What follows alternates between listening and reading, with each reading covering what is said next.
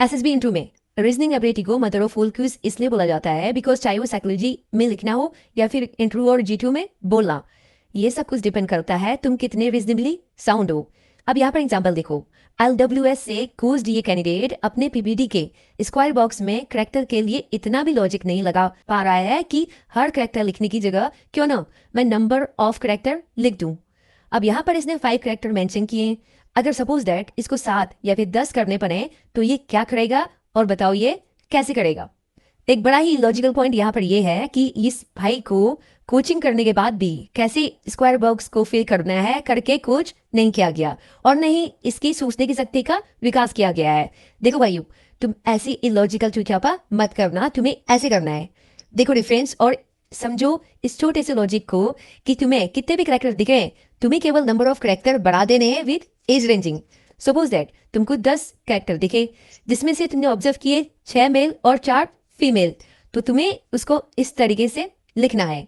बस हीरो को separately mention करना है, वो तुमको भी पता है इस बालक की तरह। अब बात करें भाई के पीपीटी की स्टोरी की, तो मैंने ये बिग डैडी के टेट वीडियो से सीखा है कि creativity and imagination starts from your hero के नेम से ही। यार अब तो राम मंदिर भी बन गया है, अब तो राम को आराम दे दो। आगे मेरे नादान भाई लिखता है, Ram twist development officer in Almora district Uttarakhand में। मेरे चूतिए भाई अल्मोड़ा की स्पेलिंग तो सही लिख देता और डिस्ट्रिक्ट और स्टेट का शॉर्ट फॉर्म न लिखे, कंप्लीट लिखें। और मेरे भाई टूरिस्ट डेवलपमेंट ऑफिसर नहीं होता है, टूरिज्म डेवलपमेंट ऑफिसर होता है, जिसे TDO बोलते हैं इन शॉर्ट फॉर्म। स्टोरी के स्टार्टिंग में जो आइडेंटिटी ऑफ हीरो होता है उसको आप ऐसे लिख सकते हैं। डिफरेंस यहाँ पर आप खुद इवेल्युएट करिए। और ये LWS वाले छात्र इसलिए ये गलतियां कर रहे हैं बिकॉज ये बिग डैडी के वीडियो नहीं देख रहे। अगर देखते तो ऐसी सिली मिस्टेक्स बिल्कुल भी नहीं करते। और दूसरा, जो इनको साइकोलॉजी पढ़ा रहा है उसका खुद का बेसिक या तो 0 है या फिर वो क्रॉस चेक नहीं करता है स्टूडेंट्स को। अदरवाइज 1-2 एग्जाम्पल देने से कोई भी ऐसी मिस्टेक्स कभी नहीं करेगा। आगे मुझे ये लॉजिक भी समझ में नहीं आया कि इसने इतना स्पेस देकर स्टोरी क्यों स्टार्ट करी और ये पूरी की पूरी स्टोरी इंडिविजुअल एक्शन पर ही दिखती है, जबकि स्क्वायर बॉक्स में इसने 5 करेक्टर मेंशन किए थे। इसने किसी भी ऑफिशियल का कोई भी रोल मेंशन नहीं किया या फिर किसी दूसरे इंसान का। और एक्शन भी बहुत ही लो लिखे हैं पीपीटी में। अगर आप स्टोरी लिख रहे हैं तो ग्रुप स्टोरी ऑन फैक्टर 2 और फैक्टर 3 के बेस पर ही लिखें, न कि इंडिविजुअल ड्रामा। और मेरे भाई टेट स्टोरी सिंपल पास्ट में लिखी जाती है और तेरे इस स्टोरी में जैसे इस तूने लिखा है ऐसी ही 10 बार ग्रामेटिकल एरर कोई भी बता देगा सिंपल पास्ट के। और सिंपल पास्ट कितना आसान है, ये तेरी फाइनलाइज को फाइनलाइज्ड और एनालाइज को एनालाइज्ड कर देने से ही आधी मिस्टेक सही हो जाती है। आगे बात करूं अगर भाई के वेट की, तो कुछ भी कमेंट नहीं करना चाहूंगी। इस भाई को बिग डैडी के ये पोस्ट पढ़कर खुद समझ में आ जाएगा कि इसने कितना बड़ा चुतियापा किया हुआ है। और फिर भी अगर समझ में नहीं आया तो ये वेट न्यूज़ प्लेलिस्ट देख लियो, तेरा दिमाग खुल जाएगा।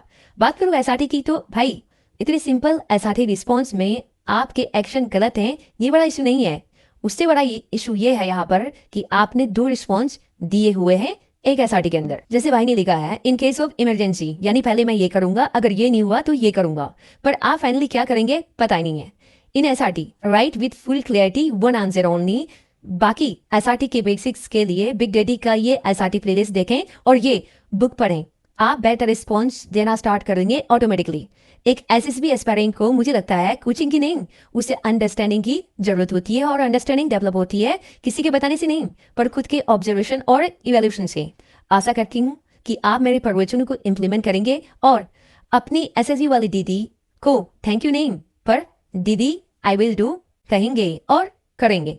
लोगों को अलग अलग चीजें सेक्सी लगती हैं, डांसिंग, मसल्स, लंबे बाल, बोलने का तरीका।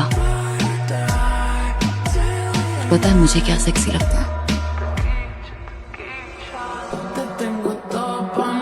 इंटेलिजेंस।